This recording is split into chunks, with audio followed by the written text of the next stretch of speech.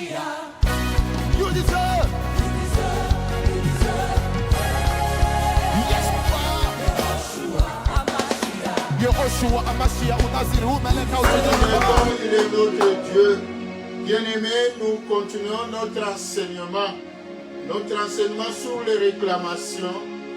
Vous savez, le texte de base, c'est toujours Luc chapitre 22, le 31e verset.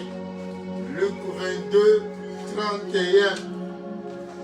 Et nous sommes en train de parler des bases de réclamation, Seigneur, c'est-à-dire ce sur quoi le diable peut nous accuser. Le diable peut t'accuser, mon frère, ma soeur. Donc, les racines, donc les forteresses dans lesquelles se fondent les réclamations. Notre Dieu, il est vivant.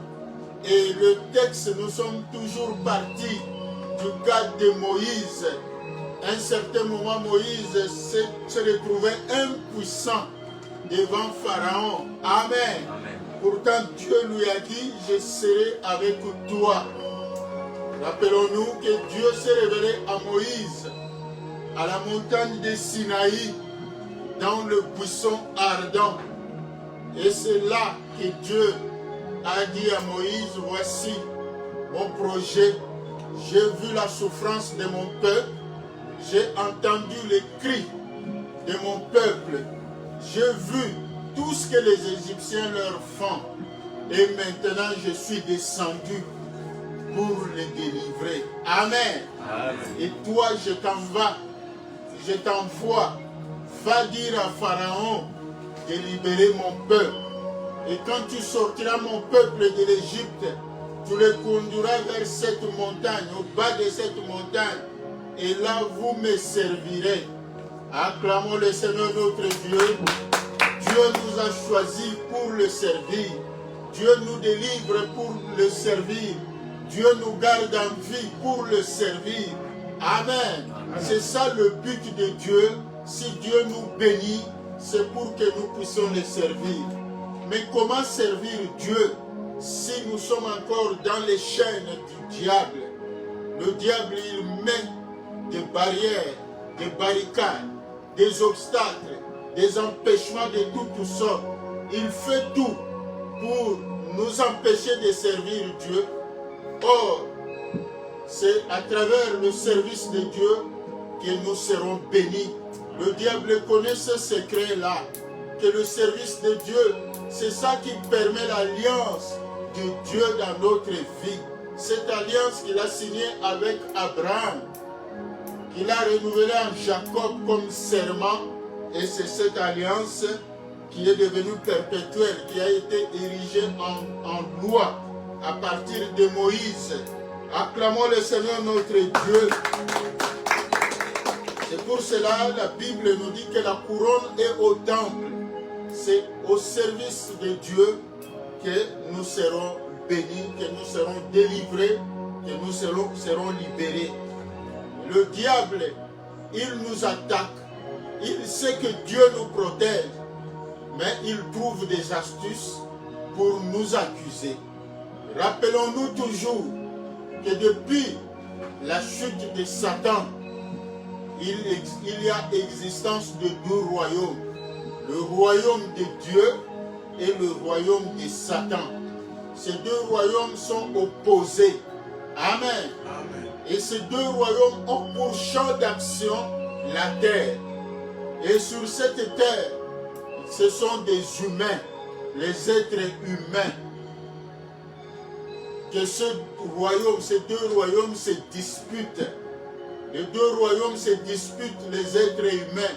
Tel que tu es là, tel que je suis là, nous devons savoir qu'il y a deux royaumes qui se disputent sur nous.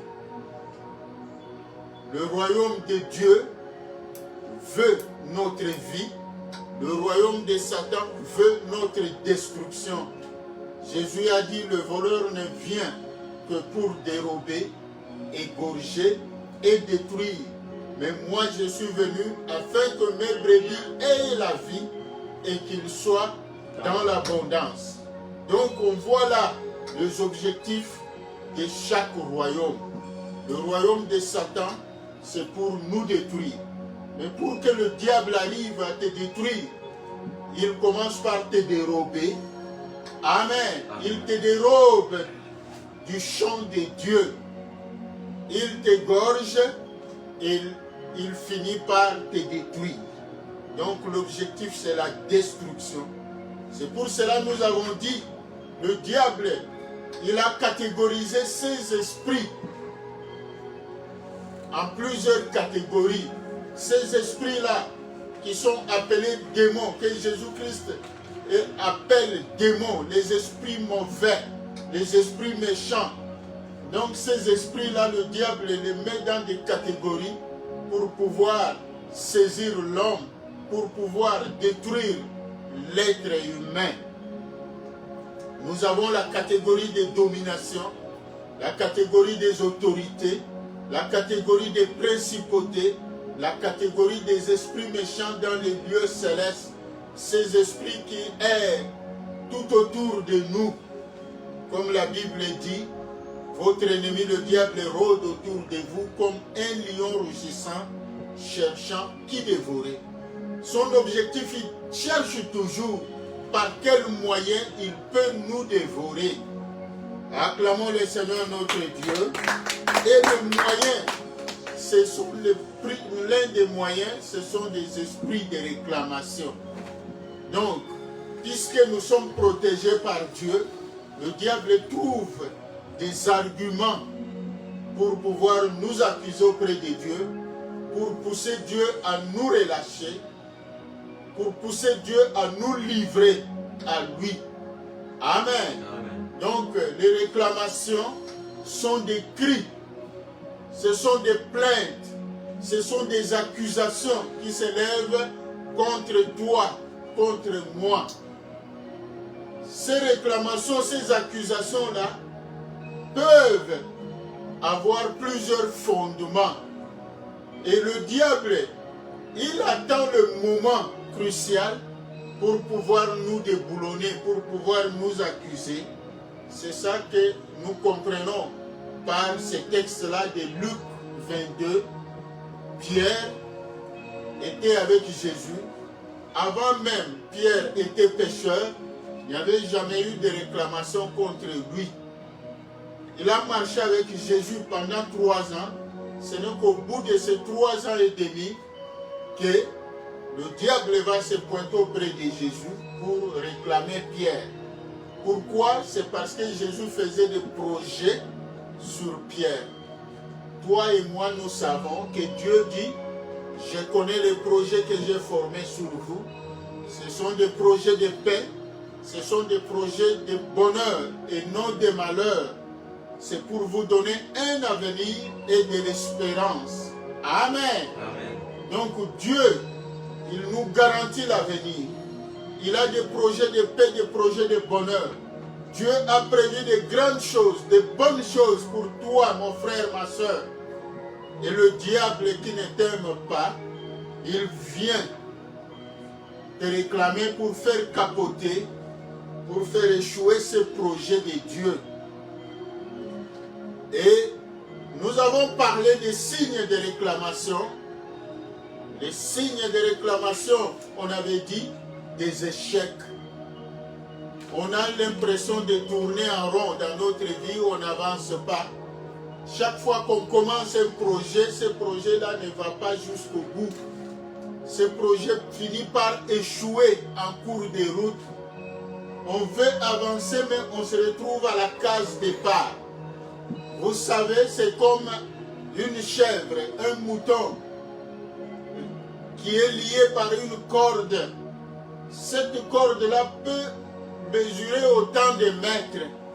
Amen. Amen. Et tant qu'on n'est pas arrivé au bout de cette corde-là, on aura l'impression, on aura l'impression d'oublier qu'on est lié. Amen. Amen. Parce que la chèvre va brouter l'herbe naturellement, entre guillemets, librement. Mais la chèvre, quand elle va avancer, là où se limite la corde à laquelle elle est liée, c'est là que la chèvre sentira qu'elle ne peut pas aller loin. Amen. Amen. Parce que la corde la ramène en arrière. Lorsqu'elle veut aller loin, on peut la tirer par cette corde-là. C'est ça que nous pouvons prendre comme image de réclamation.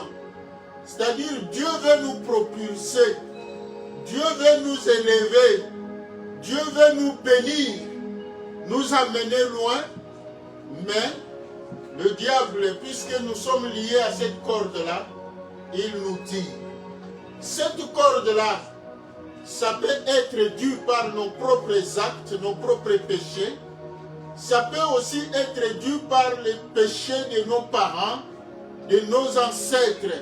Amen. Amen. Les forteresses des familles.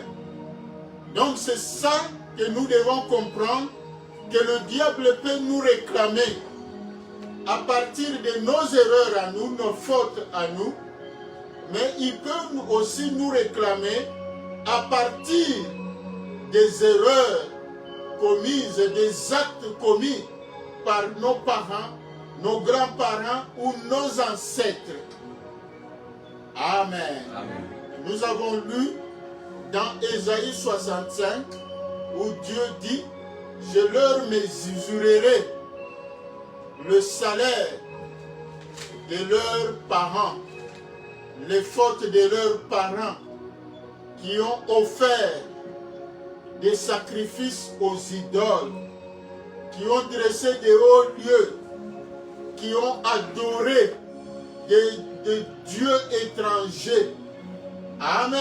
Amen. Acclamons le Seigneur notre Dieu. Et c'est là que nous sommes venus, nous sommes arrivés à parler de filiation. Tu es fils de qui?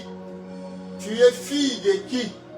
Et tu peux être fils, fille de quelqu'un, biologiquement par la voie biologique, par le sang donc, ton père, ta mère directe. Tu peux être fille ou fils par adoption. Tu peux être considéré fille ou fils par association. Amen. Amen. Vous savez, la Bible parle des fils de prophètes, fils de parfumeurs. Amen. Amen. Ou fils de Kémoth. Donc, fils de prophètes, c'est-à-dire, ce n'est pas par la voie biologique, mais c'est par spirituel. Amen. Amen. On est sous la direction de quelqu'un, on est dans un groupe, dans une association, on doit faire très attention.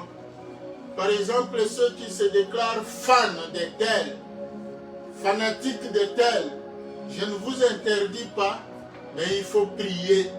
Ça peut aussi avoir des conséquences spirituelles. Donc, parce que spirituellement, on peut vous considérer fils ou fille de cette personne-là. Amen. Amen. Parce que dans la Bible, on parle des fils de Kémoth. Donc, Kémoth était un roi païen et qui est devenu à la longue une divinité. Et il y a des gens qui allaient adorer Kémoth. Et nous devons faire très attention. On a parlé d'anathème. Anathème qui est un terme ambivalent. Donc c'est pour vous dire que les mêmes actes qui sont posés sur le plan biblique, chrétien, ça peut être aussi interprété autrement sur le plan spirituel dans le monde des ténèbres. Parce que les mêmes actes sont posés et par l'Église et par le monde des ténèbres, c'est-à-dire les loges sataniques. Anathème, c'est-à-dire quelque chose qui est consacré à Dieu. On ne peut pas en faire un usage vil. Quelque chose qui est déclaré sainte. Les ustensiles du temple, le pain des propositions par exemple, c'est interdit de manger cela parce que c'est consacré à Dieu, c'est réservé à un usage saint. Donc, tu ne peux pas manger cela sans raison valable, sans justification. Quelque chose qui est consacré à Dieu, on ne peut pas toucher à ça d'une façon sauvage. Amen. Donc, c'est ça, on parle même, ce terme-là, le sacré et le profane. Donc, ce n'est pas seulement attaché à l'Église, même le monde utilise toujours les mêmes termes, le sacré. Donc tout dépend du contexte où on évolue. Mais ce qui est important, il faut savoir que le sacré est toujours entaché des interdits, donc des tabous. Et c'est à travers ça que le diable trouve des bases de réclamation. Donc, tu tombes dans ce tabou-là, dans cet interdit-là. Le diable peut te réclamer. Amen. Amen. Acclamons le Seigneur notre Dieu. Et dans ce sens-là, nous allons lire Juges chapitre 11, versets 30 à 34. Juges chapitre 11, versets 30 à 34.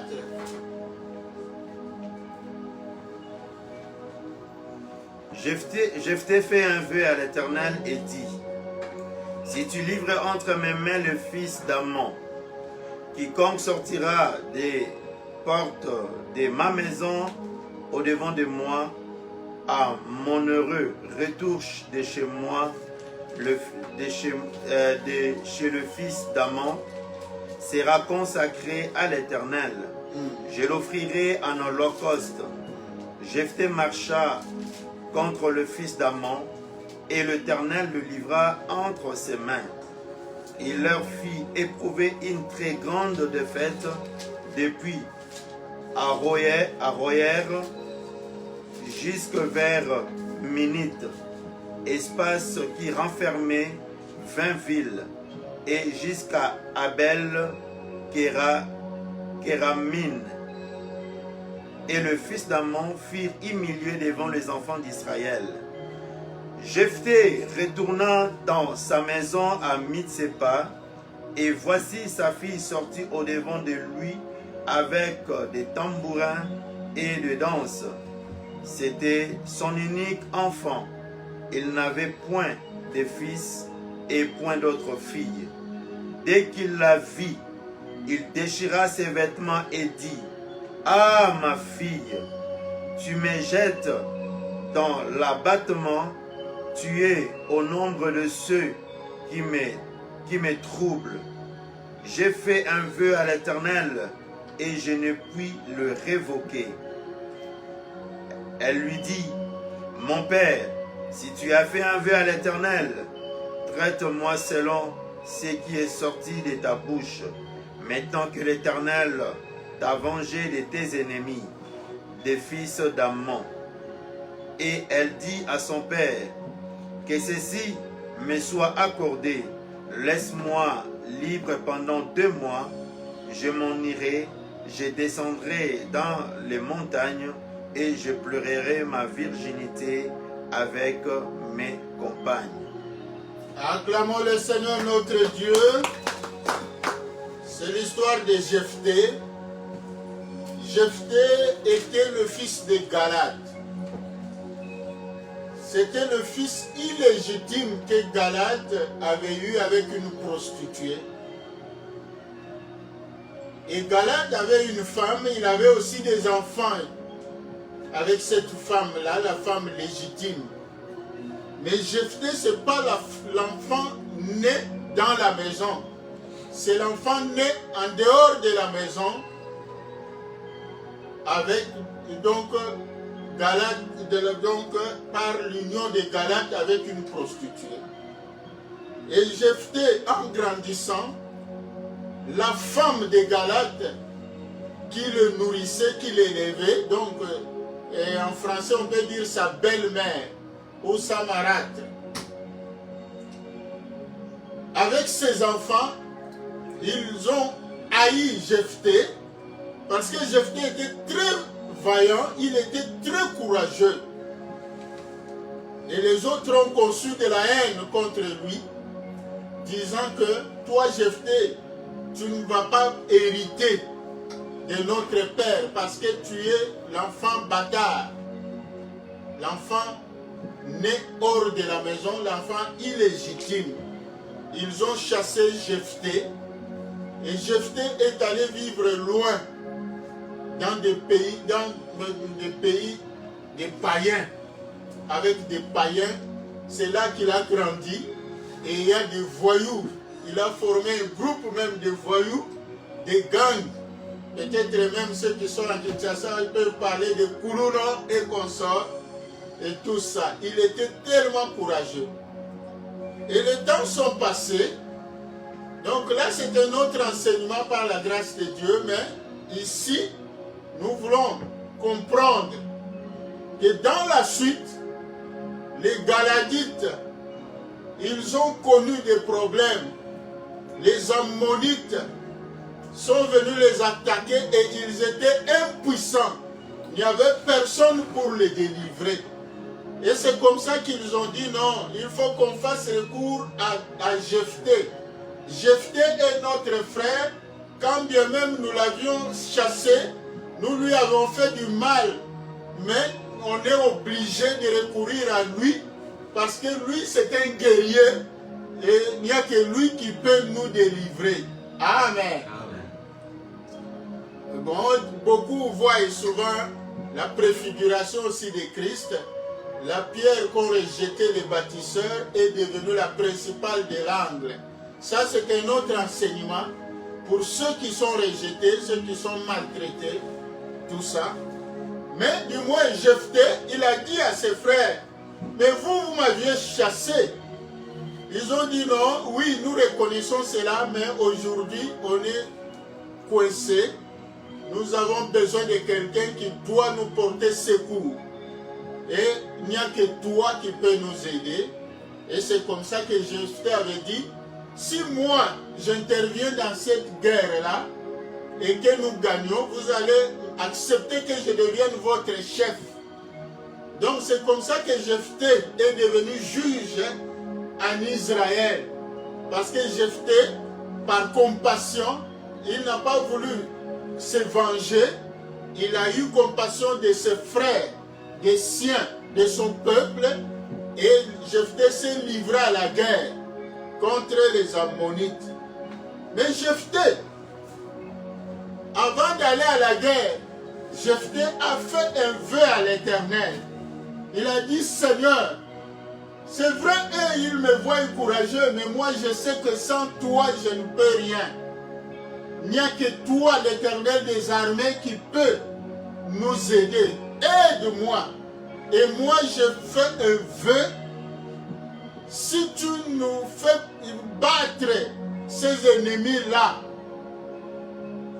si tu nous donnes la victoire, à mon retour, la première personne qui viendra m'accueillir sera consacrée à l'Éternel. Oui, ça paraît drôle, ça paraît insensé, parce qu'un vœu, c'est une promesse faite à Dieu. Amen. Amen. À laquelle on ne peut plus déroger.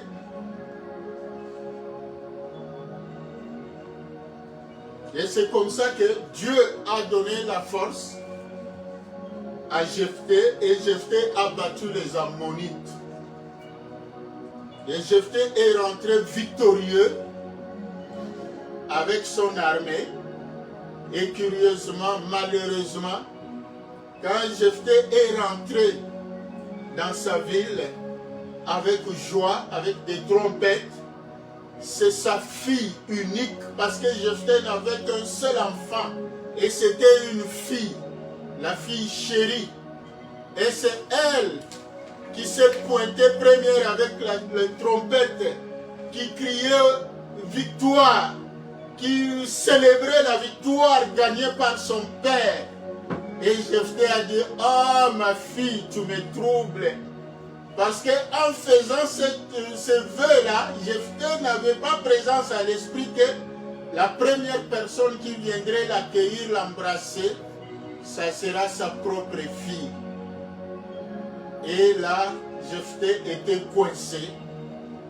Et il était obligé de sacrifier sa fille. Sa fille aussi connaissait ce vœu-là. La tradition, c'est ça. Et sa fille a dit à son père, ne t'inquiète pas, j'accepte d'être livré en sacrifice, comme puisque tu as fait un vœu. Mais moi, comme je suis vierge, laisse-moi célébrer ma virginité. Parce que la virginité était un signe, amen, de pureté, un signe de consécration à Dieu, un signe de consécration d'une femme à l'homme prévu par Dieu à son mari. Donc cette femme-là a été prévue à un homme. Bien qu'elle ignore quel est cet homme-là, mais la jeune fille devait se garder vierge. Amen. C'est une consécration. C'est aussi la notion d'anathème. La consécration. La notion de vœu aussi, c'est la notion d'anathème. Voilà cet enfant qui est anathème pour son Dieu, qui s'est gardé pur. Mais maintenant, elle se trouve encore anathème. Amen. Oh, c'est dur. Pour un sacrifice. Et c'est comme ça qu'il a demandé 2 mois pour essayer de célébrer sa virginité. Parce que cette virginité qui était un signe de fierté vis-à-vis de l'homme qui devait la prendre en mariage et vis-à-vis de tout un peuple, cette virginité-là va être sacrifiée doublement. Amen. C'est ça, 2 mois. Mon frère, ma soeur, on se demande, mais d'où est venu cet esprit-là de Jephthé? Jephthé a grandi dans un milieu païen. Et là, c'était la tradition. Amen. Vous savez, le dieu Baal, qu'on appelait parfois Moloch. Moloch, c'est une divinité païenne dont le culte comportait à l'offrande. Il fallait offrir des holocaustes d'enfants. C'était cette divinité-là. Et vous voyez que même le roi d'Israël, Akaz, à un certain moment, avait aussi pratiqué ce culte-là. Des choses consacrées. Même dans des traditions, dans des coutumes, il y a des choses consacrées aux ancêtres. Il y a des choses consacrées aux morts. Dans des coutumes, dans des clans. Il y a des moments de célébration des morts. Il y a même des dates qui sont décrétées par des gouvernements ou par des chefs coutumiers. Par cette date-là, on doit célébrer les morts. Amen. La date devient anathème. La date devient consacrée. Et c'est consacré à quoi? Est-ce que c'est consacré au service saint, au saint temple de Dieu, ou c'est consacré aux abominations? Voilà comment on peut se retrouver vautré dans des pratiques dont on est inconscient. C'est pour cela, mon frère, ma soeur, il faut se demander aussi quels sont les vœux qui ont été faits par tes parents et à qui ils ont fait ces vœux-là. Quels sont les vœux qui ont été faits par tes ancêtres, tes grands-parents et à qui ils ont fait cela. Il faut connaître les dieux qu'ont adoré tes parents, tes ancêtres C'est très important. Ont-ils adoré le vrai Dieu, le Dieu d'Abraham, le Dieu d'Isaac, le Dieu de Jacob, ou ils ont adoré le Dieu Baal? Ils ont adoré Moloch. Ceux qui pratiquent le fétiche, ils savent que quand on va prendre des fétiches, il y a une compensation. Il y en a à qui on demande un signe, un symbole. Jephthé, beaucoup se demandent, Jephthé, qui a grandi, un enfant d'Israël, qui a grandi dans un milieu païen, il savait, je vous l'avais dit, que dans le mot sacré, le sacré pour toi chrétien, n'est pas nécessairement sacré, le sacré pour les païens. Amen. Ce que toi tu considères sacré, est-ce que c'est ça aussi? C'est comme ça que le païen comprend. Ce que toi tu vois comme mouton, comme brebis ou comme chèvre, comme vache, est-ce que c'est la même chose? Même dans le mariage, la dot, c'est vrai, la dot, elle est biblique, mais la dot, elle est païenne, elle est d'origine païenne. Amen. Voilà pourquoi on dit, après la dot, il faut finir par la bénédiction nuptiale pour qu'on annule. Parce que ta belle famille qui te demande cette dot-là, quand on te dit amène une calebasse de vin ou un casier de bière, est-ce que ça signifie réellement le vin? Quel est le vin? Amen. Quand le diable demande au ciel de lui apporter le vin, est-ce que ça signifie réellement le vin ou c'est le sang humain? Parce que c'est ça le vin que Satan adore. C'est ça la base des sacrifices. Parce que par le sacrifice, il faut couler le sang humain.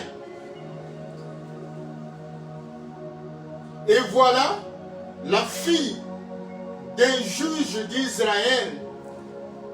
Parce qu'à cette époque-là, le juge était comme l'équivalent des rois. Il était comme même l'équivalent d'un serviteur de Dieu, un sacrificateur. Amen. Le juge, il était à la fois une autorité étatique, une autorité politique, aussi une autorité religieuse. Excusez-moi. Donc tout ça, et voilà sa fille qui s'est bien préparée, qui s'est bien apprêtée, et sa fille va se retrouver maintenant sacrifiée. Donc, dans l'esprit de Jephthé, est-ce que quand il disait la première personne qui viendra m'accueillir, ça signifiait quoi? Et c'est là le diable, à travers ces vœux-là, le diable le prend au piège. Donc, dans le monde des ténèbres, une mouton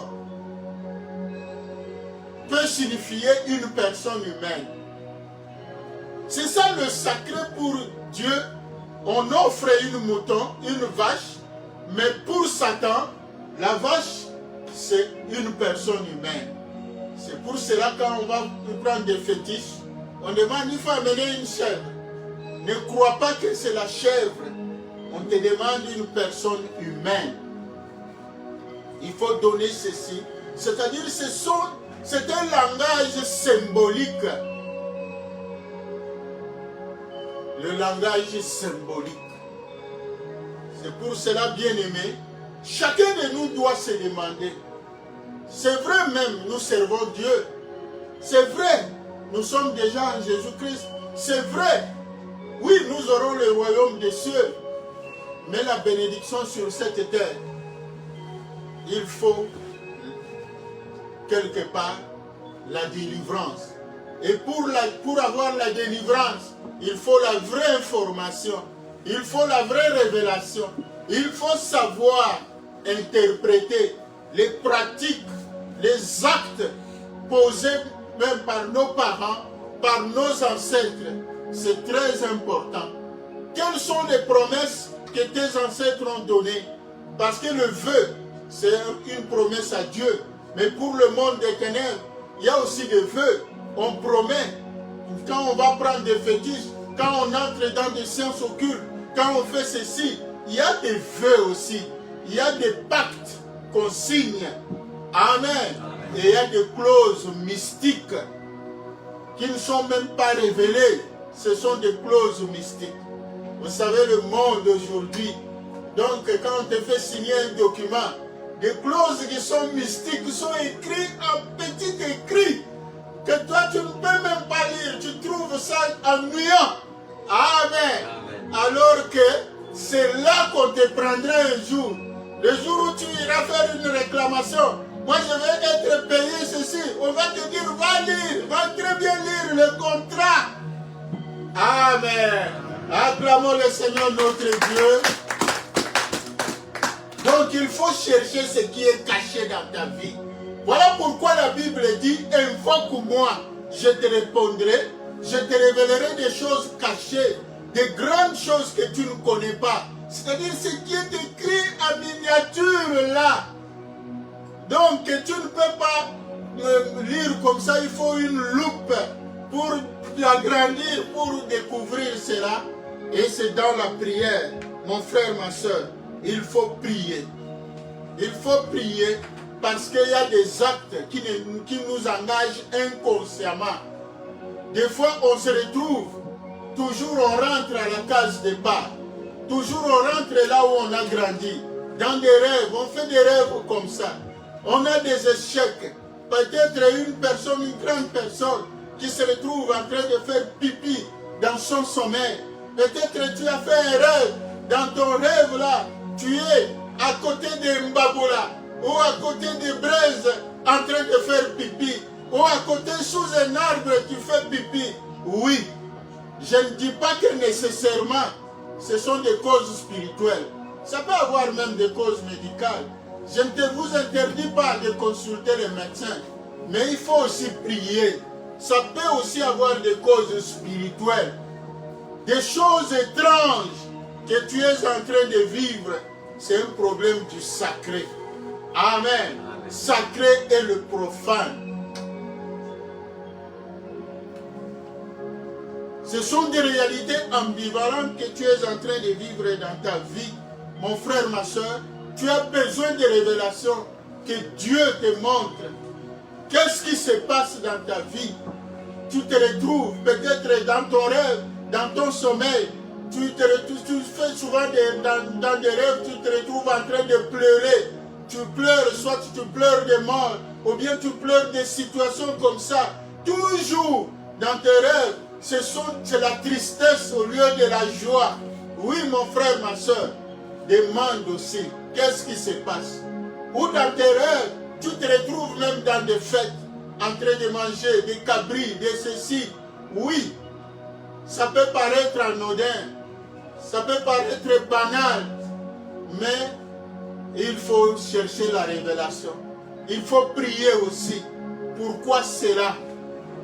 Est-ce que ça n'a pas de cause spirituelle? Dans tes rêves, tu te retrouves des programmes de mariage, ou de tout ça. Tu es en train de te marier et tout ça. Peut-être tu es déjà marié, mais tu fais souvent des rêves en train de te remarier. Pose des questions. Ne laisse pas passer ça comme ça. Pose des questions à Dieu. Va en prière. Pose-toi. Ou bien, tu as un programme de mariage. Tu es allé au salon de coiffure. Et tu es là. Mais tu n'as jamais été prête. Le mariage, donc le rêve finit comme ça. Tu ne sais même pas comment ça aboutit. Qu'est-ce qui se passe? Il faut prier. Dans tes rêves, tu te retrouves avec des serpents, des histoires drôles. Qu'est-ce qui se passe? Ce sont des symboliques. Il faut demander que Dieu te donne la révélation pour que ces symboles-là, que tu comprennes, que tu puisses décortiquer. C'est symbole-là. Dans tes rêves, tu as toujours des poursuites, soit des militaires qui te pourchassent.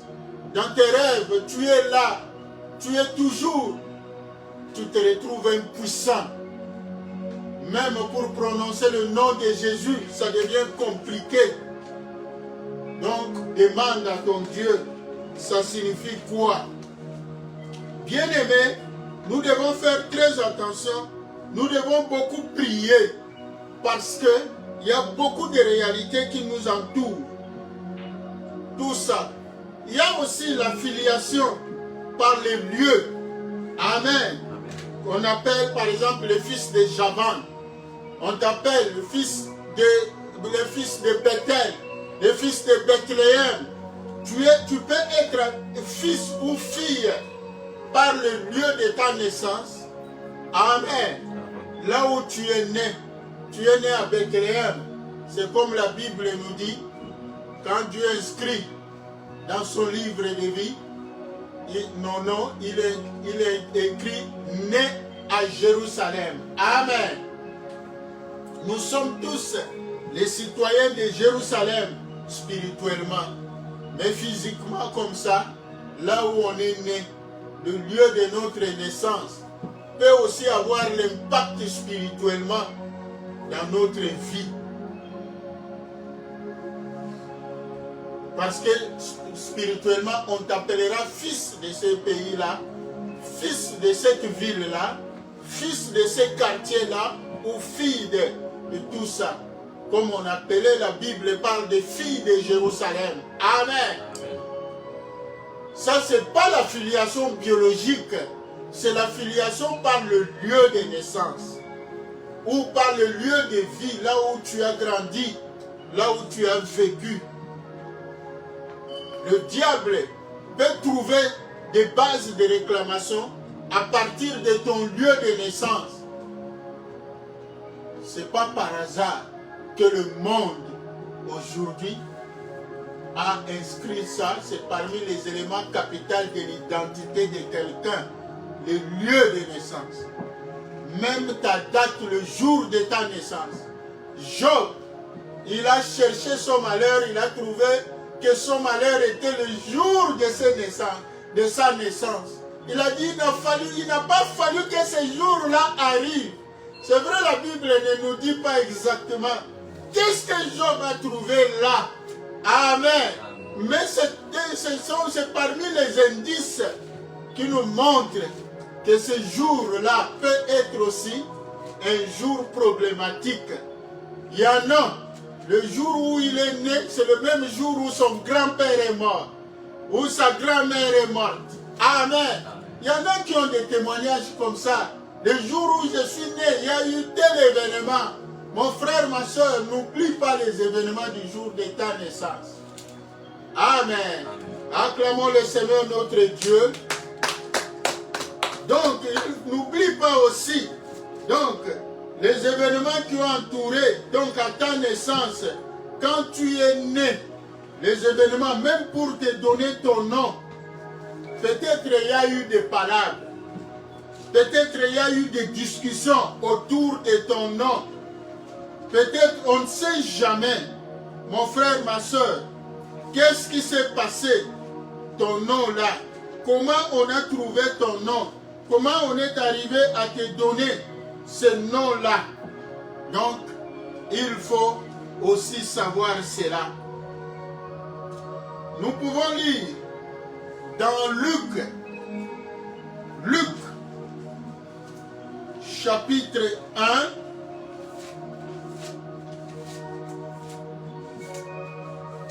« 57 à 63.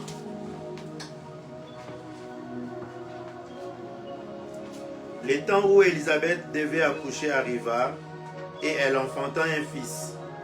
Ses voisins et ses parents apprirent que le Seigneur avait fait éclater envers elle sa miséricorde, et ils se réjouirent avec elle. Le 8e jour, ils vinrent pour circoncire l'enfant, et il l'appelait Zacharie. du nom de son père. Mais sa mère prit la parole et dit non, il sera appelé Jean.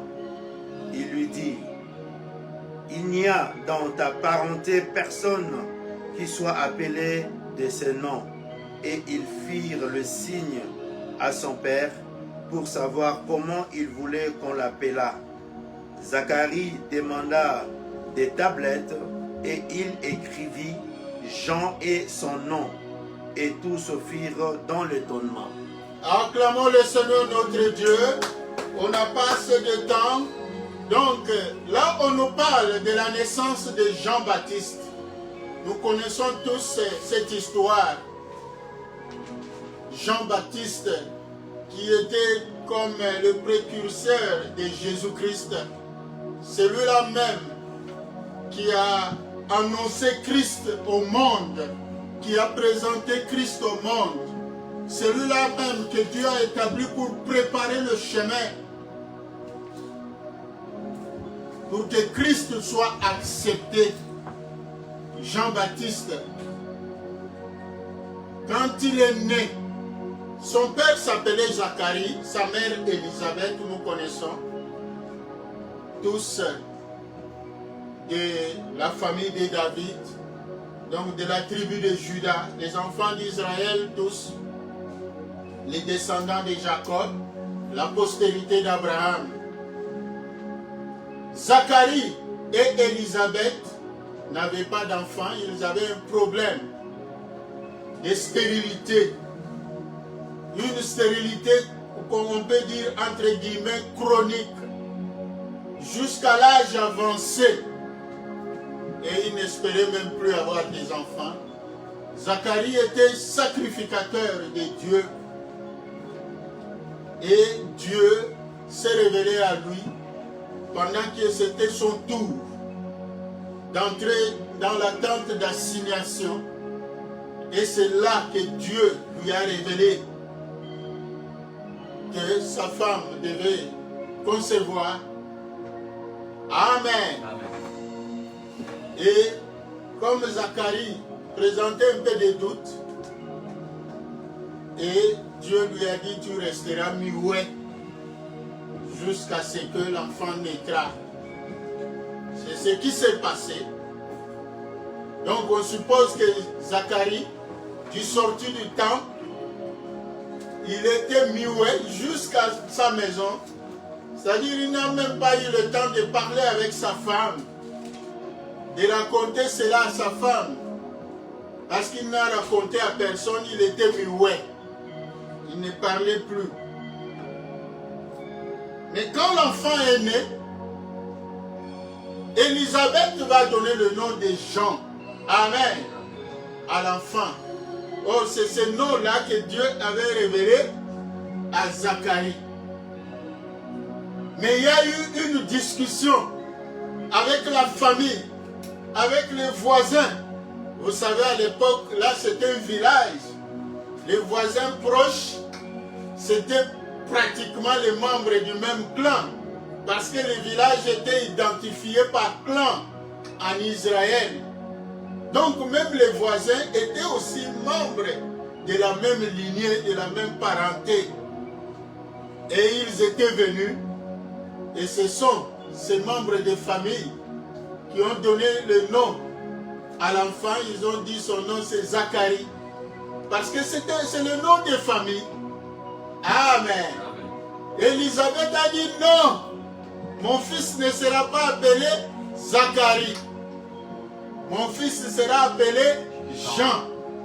Aujourd'hui, c'est là que nous allons nous arrêter pour pouvoir réfléchir. Chacun de nous doit aussi se demander les événements qui entourent notre naissance. Peut-être il y a eu des discussions même entre papa. Il y a des enfants qui, quand ils naissent, il y a même une chicane entre papa et maman pour le nom seulement. Quel nom allons-nous donner à l'enfant?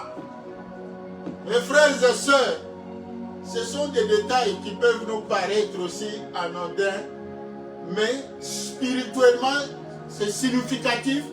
Le diable peut ériger une forteresse de réclamation À travers ça, vous voyez ça bon, comme des simples détails, des discussions et tout ça. Mais le diable, il peut ramasser ça comme une réclamation, comme une source de réclamation. Ça peut avoir de l'impact sur l'enfant qui est né, même à votre âge avancé. Le diable peut toujours utiliser tout ça pour vous réclamer. On voit des gens qui n'ont même pas de joie. Peut-être toute leur vie c'est comme ça. Ils n'ont pas de joie. Ils sont timides. Ils sont ceci. Ils sont colériques. Ils sont... Qu'est-ce qui s'est passé? Les problèmes que tu peux connaître aujourd'hui doivent avoir comme source à la naissance ou bien avant la naissance. Pour Jean-Baptiste, on voit ici, il y avait une discussion entre Élisabeth et l'entourage. À cause du nom, les gens ont trouvé Élisabeth comme si Élisabeth était en train de minimiser la lignée de Zacharie. Pourquoi cet enfant, c'est un unique enfant que tu viens d'avoir? L'enfant doit porter le nom de son père. Demande dans cette lignée-là, est-ce qu'il y a quelqu'un qui s'appelait Jean? Toi, tu vas donner le nom de Jean. Est-ce qu'il y a quelqu'un qui s'appelait Jean? Donc, le nom seulement peut être source de discorde et le diable. Donc, par la grâce de Dieu, on pourra continuer après. Aujourd'hui, on s'arrête là, on appelle le berger pour nous conduire dans un moment de prière.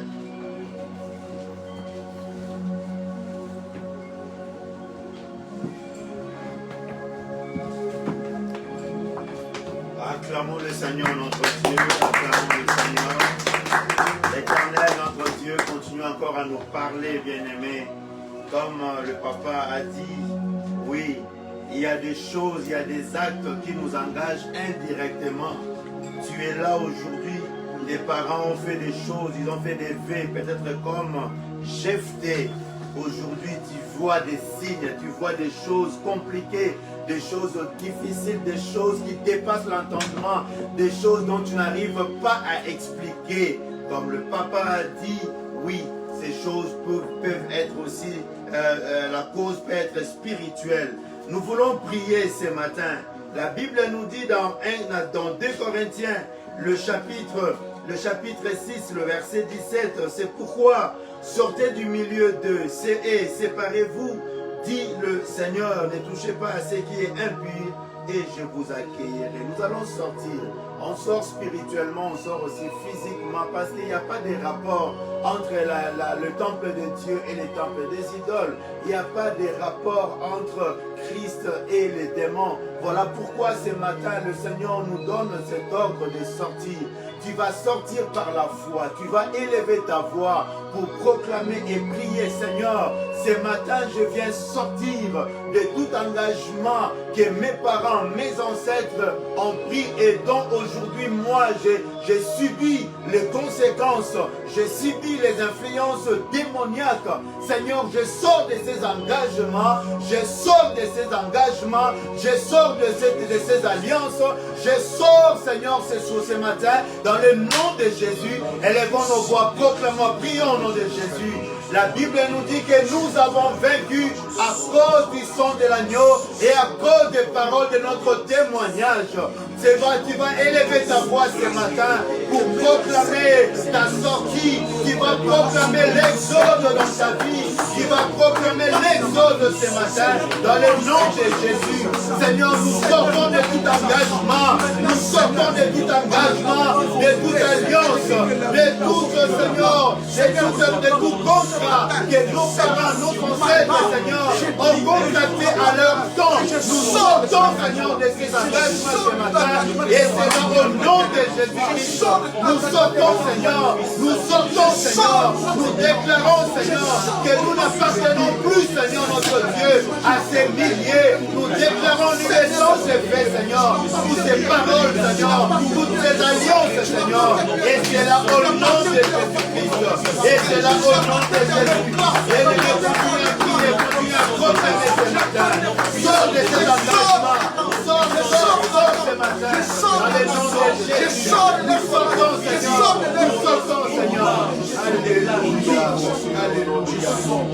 Peut-être ces engagements te lient dans le mariage, tu ne peux pas te marier, tu ne peux pas prospérer, tu ne peux pas connaître le bonheur, tu ne peux pas jouir de tous les bienfaits de la vie. Tu ne peux pas avancer, tu ne peux pas mettre au monde, tu ne peux pas faire des choses que les autres font. Parce qu'il y a des vœux, parce qu'il y a des paroles, parce qu'il y a des alliances que nos parents, nos ancêtres ont contractées. Ce matin, bien-aimé, tu vas proclamer, je sors avec ma vie, je sors avec ma santé, je sors avec mon mariage, je sors avec mes enfants, je sors avec tout ce qui m'appartient. Et c'est là au nom de Jésus-Christ. Élevons nos voix et commençons à prier, bien-aimé. Alléluia. Sortez du milieu d'eux, sortez du milieu d'eux, dans cette affinité-là. Sors, bien-aimé, ce matin. Sors ce matin. Sors de cette affinité. Sors de ces milieux-là. Sors de ces lieux-là. Et c'est là au nom de Jésus-Christ. Oui, on nous a parlé aussi des affinités du lieu. Oui, Rachel a subi les conséquences de ces affinités-là. Parce que dans le lieu où elle était née, dans le lieu où elle habitait, il y avait une loi qui disait que la petite sœur ne pouvait pas se marier avant la grande sœur. Oui, bien qu'il était aimé de la personne qui avait été bénie de Dieu, mais elle a subi les conséquences. Voilà pourquoi le Seigneur nous dit ce matin de sortir. Bien-aimé, tu dois sortir. La sortie, bien-aimé, c'est d'abord commence commence d'abord à croire en cela et commence à confesser. Parce que tu vas confesser des choses que tu crois. Par la foi, la Bible nous dit que si nous avons de la foi comme un grain de sénévé, nous dirons à cette montagne-là, déplace-toi et jette-toi de la mer. Ce matin, bien-aimé, tu vas confesser, tu vas proclamer que je sors du milieu, je sors du lieu de ma naissance, je sors de ma famille. Comme Jean-Baptiste, oui, il a reçu le nom de Jean pour dire qu'il n'appartenait plus aux lignées de son père et aux lignées de sa mère. Le Seigneur lui a mis à part. Tu vas proclamer ce matin que je sors et je suis à part. Je suis greffé à Jésus-Christ, car le Seigneur m'a déjà coupé et je suis greffé à Jésus-Christ comme un sarment qui s'attache au cep. Je confesse cela et cela au nom de Jésus. Commençons à prier maintenant. Sors, bien-aimé, sors. Sors du milieu de ta naissance. Sors du lieu où tu es né. Sors ce matin et proclame que tu es un fils à part. Proclame que tu es le cep. Et Christ est le sarment. Et Christ est le cep. Le Seigneur t'a déjà coupé. Oui, bien-aimé, coupe, bien-aimé, c'est bien. Coupe la corde, bien-aimé, qui te lie avec ta famille, qui te lie avec ton père. Et proclame comme Jean, j'appartiens à la ligne de Christ. Et c'est là au nom de Jésus-Christ.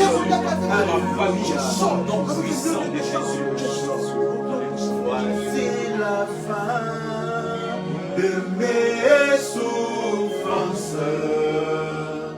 Parce qu'en Jésus, je suis sauvé. J'ai la victoire sur tous ces mondes. Un jour j'irai près du Seigneur. Voici la fin. Voici la fin. Confesse bien-aimé. En chantant cela, bien-aimé, tu pries aussi en même temps. Je suis sauvé. J'ai la victoire sur tous ces mondes. Un jour j'irai près du Seigneur. J'irai là-bas parmi les anges. Oui, près d'Emmanuel, mes consoler. Oui, le Seigneur est en train de te consoler ce matin. Oui, reçois la consolation.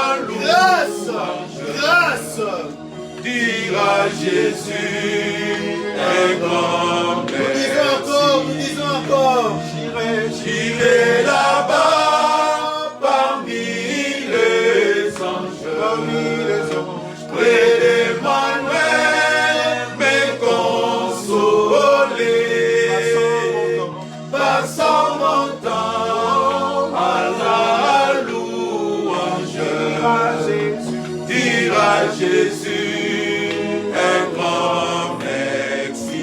Dire à Jésus, dire à Jésus un grand merci. Oh, dire à Jésus, dire à Jésus. Nous allons dire une dernière fois. J'irai là-bas. J'irai là-bas, j'irai là-bas parmi les anges. Près d'Emmanuel, me consoler. Oh Seigneur, viens nous consoler ce Face à matin. mon temps, à la louange. Dire à Jésus un grand merci. Dire à Jésus, dire à Jésus un grand merci. Garde silence maintenant. L'Éternel combattra pour toi. Toi, garde silence. Dans ton cœur, commence à dire merci à Jésus pour ta libération, pour ta délivrance. Le Seigneur te libère, il libère même ton âme. Toi qui es né, tu es ressortissant de telle ville, de telle église. Le Seigneur libère ton âme, il te libère des caractères négatifs de ta famille, de ton clan. Il te libère ce matin, il te libère ce matin, il te libère ce matin, car son Esprit Saint, il te libère, il te libère. Il te libère. Sois ta libération ce matin. Oh Jésus, m'affranchis, Seigneur. Alléluia, Jésus. Que ton nom soit béni. Seigneur, je suis libre.